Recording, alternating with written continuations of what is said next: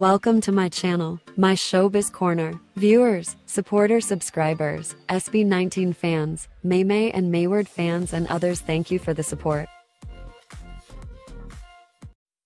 Richard Gutierrez nagsalita na kung bakit nanatili siya sa ABS-CBN Kapamilya at nag-renew siya ng kontrata. Ito nga ang sabi niya.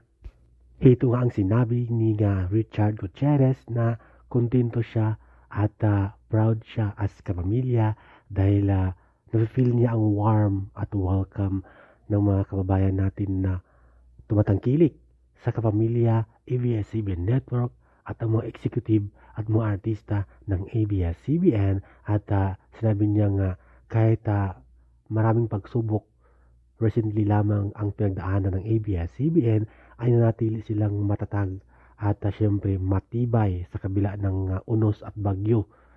Yun nga, nawalan sila ng prangkisa, patuloy pa rin na sa pag-usad para magbigay ng serbisyo at magbigay ng mga teleserye, mga palabas at syempre mga show na nagpapasaya sa mga Pilipino at sa mga kapamilyang walang sawang tumatangkilik. Ang ganda ng sinabi ng binitawang salita, not just surviving but thriving. Diba talagang nakaka-touch at proud na proud si Richard na belong pa rin hanggang ngayon sa Kapamilya Network. Ang pinaka-successful nga na show niya na teleserye ay ang The Iron Heart. Congratulations, Mr. Richard Gutierrez.